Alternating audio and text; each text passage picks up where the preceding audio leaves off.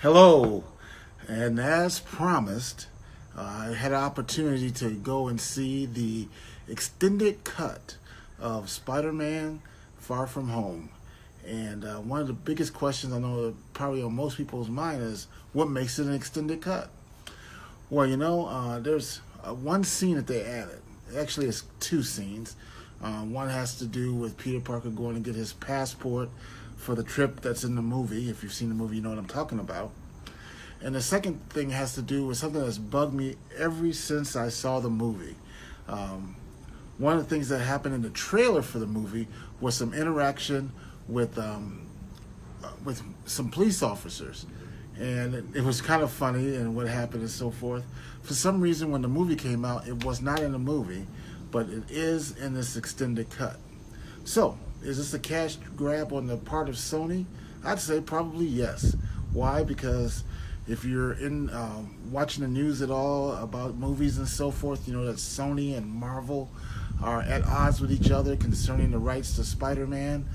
Years ago, Marvel, before they knew that they had what they had in their hands with the whole Marvel Cinematic Universe, sold the rights of Spider-Man to Sony. And what's happened for the last couple of movies, this one included, is that Sony and Marvel have had an agreement on the use of Spider-Man both in the Sony movies as well as, of course, in the Marvel Cinematic Universe, which is why you saw Spider-Man in movies like Captain America Civil War, Avengers Infinity War, and, of course, Avengers Endgame. Well, they've reached some type of impasse in terms of working together in the future. So as a result, you may not see Spider-Man in the Marvel Cinematic Universe anymore. So it's sad, really. It's frustrating as a fan. And so, I think that this movie coming out is a cash grab. It does add a little bit to it. Should you go see it? All right. So, I saw this happen, with Avengers. They did a re-release of it, if you will, with some additional content. And now they're doing it with Spider-Man. I think the new normal that you can expect is that when movies like this come out, that, it used to be a time when I saw a movie like this, I'd wait a couple weeks and go see it again. Well, now it may make sense to go see the movie when it comes out and be all part of the opening excitement and so forth. But then instead of just going back a couple weeks, give it a little bit more time.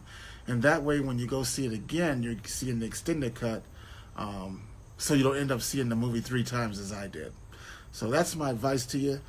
If you're thinking about going to see it again, I'd recommend it. For the 7 minutes or so that they've added to it, you'll get it in the DVD. So it wouldn't make or break, but it did solve this nagging thing about a scene that was in the trailer for the first version of the movie that was not in the second one. Well, that was not in the movie, but it is in this second one. So all that being said, in terms of a success tip that came from the movie, if you saw the movie and you saw a previous review that I did for it, the success tip is still the same. Know who you are, know your identity, and know the difference that you can make. You might think that in going towards your goals and dreams, who are you to have those dreams? Who are you to, you might compare yourself to other people and say, well, this person has this going on more than I do, and that person, and so forth and so on. Well, guess what? You have that ability too. And the fact that you have that dream is an indicator that you were meant to go after it and have it. So do so. Don't look down on yourself. Move forward towards your goals and dreams. And that's the success tip from the movie. Now, with all Marvel movies, you know that you need to stay past the credits. There's a couple of scenes. Like I said, they didn't add anything to this. But if you haven't seen the movie yet, there is a need to stay until the house lights go on, because there's a mid-credit scene as well as a scene at the very end of the movie. So with that being said, as always, if you'd like to know the top 5 movies, in my opinion, that are at the multiplex right now, that are not R-rated, but PG-13 or below, inbox me and I will send you my current top 5. Of course, it changes as movies come out, but I'll send you the top 5 of my recommendations so that you're making the best the best use of your movie spending dollars. So that being said, hope you're having a beautiful day. It's beautiful here in Columbus, Ohio, and Of course, our thoughts and prayers go out to the folks who are dealing with more adverse weather out there. So anyway, have a great day, and we'll talk to you later. Bye-bye now.